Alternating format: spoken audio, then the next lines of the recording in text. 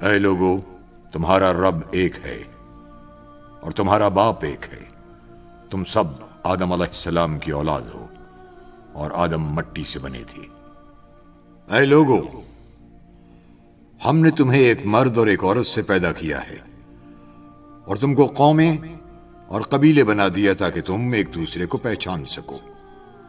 بے شک تم میں سے سب سے زیادہ عزت والا وہ ہے جو تقوی میں سب سے بڑھ کر ہے۔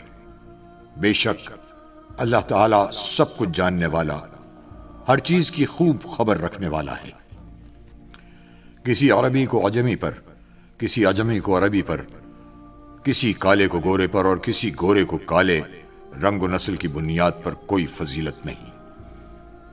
اللہ تعالی کی بارگاہ میں فضیلت کا مدار صرف تقوی پر ہے۔ میں تمہیں اللہ کی عبادت اور تقوی کی وصیت کرتا ہوں اور تمہیں اس کی اطاعت کا حکم دیتا ہوں، اور آغاز کلام اس سے کرتا ہوں جو خیر ہے۔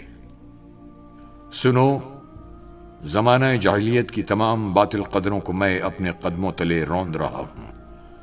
سنو، عہد جاہلیت کی ہر باطل رسم و روایت کو میں اپنے دونوں قدموں تلے پامال کر رہا ہوں۔ سنو، عہد جاہلیت کے نسل در نسل خونی انتقام کے سلسلے اور باطل طریقوں سے حاصل کیے ہوئے مال اور افتخار کے جاہلی معیارات کو قیامت تک کے لیے ختم کر رہا ہوں۔ بے شک عہد جاہلیت کے تمام عہدے اور منصب ختم کیے جا رہے ہیں، صرف بیت اللہ کی خدمت و نگرانی اور حاجیوں کو پانی پلانے کا منصب باقی رہے گا۔ قتل عمد کے لیے قصاص ہے، اور قتل شبہ عمد یعنی لاٹھی یا پتھر کی ضرب سے کسی کی موت واقع ہو جائے تو اس کی دیت 100 اونٹ ہے۔ جو اس سے زیادہ کا مطالبہ کرے تو یہ عہد جاہلیت کے اثرات کا نتیجہ ہے۔ آج میں تمام سودی مطالبات ختم کیے جا رہا ہوں، لیکن اصل زر کی ادائیگی لازم ہوگی تاکہ نہ مقروض پر ظلم ہو اور نہ قرض خواہ کا حق مارا جائے۔ اللہ تعالیٰ نے حتمی اور قطعی حکم صادر فرما دیا ہے کہ سودی نظام نہیں چلے گا۔ زمانہ جاہلیت کے سارے سودی واجبات ختم کر دیے گئے ہیں، اور سب سے پہلے میں اپنے چچا عباس بن عبد المطلب کے سارے سودی واجبات کو ختم کرتا ہوں۔ زمانہ جاہلیت کے نسل در نسل جاری رہنے والے خونی انتقام کا دستور ختم کر دیا گیا ہے، اور سب سے پہلے میں اپنے خاندان کے ایک فرد ایاس بن ربیعہ بن حارث بن عبد المطلب کے خون کو معاف کرتا ہوں۔ وہ ایام رضاعت میں بنو لیس میں تھے کہ قبیلہ حزیل کے لوگوں نے انہیں قتل کر دیا۔ یہ پہلا خون ہے جس سے میں زمانہ جاہلیت کے دستور کو ختم کرنے کی ابتدا کر رہا ہوں۔ اے لوگو، قمری مہینوں کی ترتیب میں تقدیم و تاخیر یہ زمانہ کفر کی زیادتی ہے۔ اس کے ذریعے کافروں کو گمراہ کیا جاتا ہے کہ وہ اپنی نفسانی خواہش کے تحت ایک سال محرم کے مہینے میں جنگ کو حلال کر دیتے ہیں اور دوسرے سال اسے حرام کر دیتے ہیں، تاکہ اللہ تعالیٰ نے حرمت والے مہینوں کی جو تعداد مقرر کی ہے وہ پوری ہو جائے۔ اسی کا نتیجہ ہے کہ وہ اللہ تعالیٰ کے حرمت والے مہینے کو حلال کر دیتے ہیں اور حلال مہینوں کو حرام کر دیتے ہیں۔ سنو، آج زمانہ گھوم پھر کر اسی ترتیب کے مطابق آ گیا ہے جو آسمانوں اور زمینوں کی تخلیق یعنی ابتدائے آفرینش سے جاری تھی۔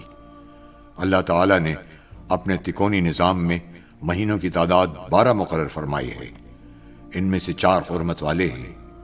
ان 4 حرمت والے مہینوں میں سے 3 مسلسل ہیں، یعنی ذوالقعدہ، ذوالحجہ اور محرم، اور ایک رجب ہے جو جمادی الثانیہ اور شعبان کے درمیان ہے، اور قمری مہینہ کبھی 29 دن کا ہوتا ہے اور کبھی 30 دن کا۔ سنو، حج قیامت تک ذوالحجہ ہی میں ہوگا۔ اے لوگو، تمہارے جسم، تمہاری جان، تمہارے مال اور تمہاری عزت و آبرو کو ایک دوسرے پر وہی حرمت حاصل ہے جو اس مہینے ذوالحجہ، اس شہر مقدس مکۃ المکرمہ اور اس دن یوم عرفہ کو حاصل ہے جس میں تم سب آج جمع ہو۔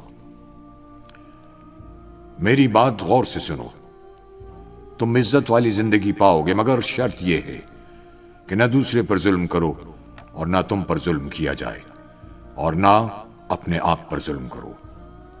اے لوگو، بے شک ایک مسلمان دوسرے مسلمان کا بھائی ہے، سب مسلمان آپس میں بھائی بھائی ہیں۔ ایک مومن کا سب کچھ دوسرے پر ایسا ہی حرام ہے جیسے آج کے دن کی حرمت۔ اس کا گوشت دوسرے پر حرام ہے، وہ غیبت کر کے اس کا گوشت نہ کھائے۔ ایک مسلمان کی آبرو دوسرے پر حرام ہے، کوئی کسی کا عیب ظاہر نہ کرے۔ ایک مسلمان کا چہرہ دوسرے پر حرام ہے، کوئی کسی کو تھپڑ نہ مارے، کوئی کسی کو ایذا نہ پہنچائے، کوئی کسی کو ایذا پہنچانے کے لیے دھکا نہ دے۔ ہر مسلمان کے لیے دوسرے مسلمان بھائی کا خون حلال نہیں، کسی بھی مسلمان کے لیے دوسرے کا مال حلال نہیں ہے سوائے اس کے کہ وہ خوش دلی سے کوئی چیز اسے دے۔ میں تمہیں بتاتا ہوں کہ حقیقی مسلمان کون ہے۔ حقیقی مسلمان وہ ہے جس کی دست درازی اور زبان کی اذیت سے دوسرا مسلمان محفوظ رہے۔ حقیقی مومن وہ ہے جس سے لوگوں کی جان و مال محفوظ رہے۔ حقیقی مہاجر وہ ہے جو گناہوں اور اللہ تعالیٰ کی نافرمانی کو ترک کر دے۔ حقیقی مجاہد وہ ہے جو اللہ تعالیٰ کی اطاعت میں اپنے نفس کی باطل خواہشات کے خلاف جہاد کرے۔ سنو، تم میں سے جس کے پاس کسی کی امانت ہے وہ اس کے حقدار کو لوٹا دے۔ قرض کا ادا کرنا لازم ہے، عاریتاً لی ہوئی چیز مالک کو واپس لوٹا دی جائے۔ جو کسی کا ضامن بنے اس پر لازم ہے کہ اپنی ذمہ داری پوری کرے۔ جرم کی سزا اسی کو ملے گی جس نے جرم کا ارتکاب کیا ہے۔ بیٹے کے جرم میں باپ اور باپ کے جرم میں بیٹا نہیں پکڑا جائے گا۔ عورتوں کے معاملے میں ہمیشہ اللہ سے ڈرتے رہو، کیونکہ تم نے اللہ کی امانت کے طور پر حاصل کیا ہے، اور ان سے ازدواجی تعلق اللہ تعالیٰ کے قانون کے تحت تمہارے لیے حلال ہوا ہے۔ سنو، تمہارے لیے عورتوں کے بارے میں حسن سلوک کی وصیت ہے، کیونکہ وہ تمہاری پابند ہیں اور ان پر تمہارے اختیار کا دائرہ محدود ہے۔ اے لوگو، عورتوں کے تم پر اور تمہارے عورتوں پر کچھ حقوق ہیں۔ تمہارا عورتوں پر حق یہ ہے کہ وہ کھلی بے حیائی نہ کریں، وہ تمہاری خوابگاہ کو کسی غیر سے پامال نہ کرائیں، تمہاری اجازت کے بغیر کسی ناپسندیدہ شخص کو تمہارے گھر میں داخل نہ کریں۔ اگر وہ خدا نخواستہ ایسا کرتی ہیں تو اللہ تعالیٰ نے تمہیں اختیار دیا ہے کہ تم تادیب کے طور پر ان کا بستر الگ کر دو۔ تم تادیب و تنبیہ کے لیے انہیں معمولی سزا دے سکتے ہو۔ اور تمہاری بیویوں کے بھی تم پر کچھ حقوق ہیں، یہ کہ تم لباس اور طعام کی سہولتوں میں ان کے ساتھ حسن سلوک کرو۔ اگر وہ تمہاری نافرمانی سے باز آ جائیں اور جائز امور میں تمہاری اطاعت کریں تو دستور کے مطابق انہیں خوراک اور لباس فراہم کرو۔ عورتیں معروف کاموں میں تمہاری نافرمانی نہ کریں۔ اگر وہ اس معیار پر پورا اترتی ہیں تو تمہیں ان پر کسی زیادتی کا کوئی حق نہیں ہے۔ عورتیں گھریلو اخراجات میں شوہر کی اجازت کا خیال رکھیں۔ بچے کا نسب اسی کی طرف منسوب ہوگا عورت جس کے نکاح میں ہے۔ زانی کے لیے محرومی ہے اور اس کا حساب اللہ کے سپرد ہے۔ کسی عورت کے لیے جائز نہیں کہ وہ اپنے شوہر کی اجازت کے بغیر اپنا مال کسی اور کو دے۔ سنو، جس نے اپنے نسب کی نسبت اپنے حقیقی باپ کے سوا کسی اور کی طرف کی تو اس پر اللہ تعالیٰ، اس کے فرشتوں اور سب لوگوں کی لعنت ہے۔ اس کی نہ کوئی فرض عبادت قبول ہوگی اور نہ ہی نفل۔ اپنے خادموں اور ماتحتوں کا اچھی طرح خیال رکھو۔ انہیں وہی کھلاؤ جو خود کھاتے ہو، وہی پہناؤ جو خود پہنتے ہو۔ اگر وہ کوئی ایسا گناہ کریں جو تمہارے نزدیک ناقابل معافی ہے تو انہیں انتہائی سخت سزا دینے کے بجائے ان سے جان چھڑانے کا دوسرا طریقہ اختیار کرو۔ میں ایک بار پھر تاکید کے ساتھ تمہیں حکم دیتا ہوں کہ اپنے خادموں اور ماتحتوں کے ساتھ حسن سلوک کرو۔ انہیں وہی کھلاؤ جو خود کھاتے ہو اور وہی پہناؤ جو خود پہنتے ہو۔ اے لوگو، مجھے حکم دیا گیا ہے کہ میں لوگوں سے لڑوں یہاں تک کہ وہ کلمہ لا الہ الا اللہ کہنے پر آمادہ ہو جائیں۔ جب وہ توحید اور رسالت کا اقرار کر لیں تو ان کی جان و مال محفوظ ہے۔ آخرت میں ان کا حساب اللہ پر ہے، یعنی باطن اور نیتوں کا فیصلہ اللہ کی عدالت میں ہوگا۔ اللہ کے ساتھ کسی کو شریک نہ ٹھہراؤ، ناحق کسی کو قتل نہ کرو، زنا نہ کرو اور چوری نہ کرو۔ اے لوگو، میرے بعد کوئی نبی نہیں اور تمہارے بعد کوئی امت نہیں ہے۔ اپنے رب کی عبادت کرو، 5 وقت کی فرض نمازیں پڑھو، ماہ رمضان کے فرض روزے رکھو، بیت اللہ کا حج کرو، خوش دلی سے اپنے مال کی زکوٰۃ ادا کرو۔ اگر تم نے یہ سب کچھ کر لیا تو تمہارا رب عز و جل تمہیں جنت میں داخل فرمائے گا۔ اور اللہ سے ڈرتے رہو اور ناپ تول میں کمی نہ کرو اور زمین میں فساد برپا نہ کرو اور دین میں حد سے تجاوز نہ کرو۔ تم سے پہلی امتیں اس لیے ہلاک ہوئیں کہ انہوں نے دین میں غلو کیا، یعنی حد سے تجاوز کیا۔ اے لوگو، شیطان اس بات سے تو مایوس ہو چکا ہے کہ تمہاری اس زمین پر کبھی اس کی عبادت کی جائے، لیکن اس کے علاوہ بہت سے معاملات میں لوگ اس کا کہا مانیں گے۔ وہ اس بات پر بھی راضی ہوگا کہ تم بعض معمولی باتوں میں اس کی پیروی کرو، بس اپنے دین و ایمان کی حفاظت کی خاطر اس کے فریب سے بچ کر رہو۔ اللہ نے جو بھی بیماری نازل کی ہے اس کے لیے اس نے دوا بھی اتاری ہے، سوائے بڑھاپے کے۔ اے لوگو، اللہ تعالیٰ نے وراثت میں ہر وارث کا حصہ مقرر کر دیا ہے، تو اب کسی کے لیے یہ جائز نہیں ہے کہ وہ اپنی وفات سے پہلے کسی وارث کے لیے کوئی وصیت کرے، اور غیر وارث اور خیر کے دوسرے کاموں کے لیے وصیت کی زیادہ سے زیادہ حد کل ترکے کی 1/3 تک ہے۔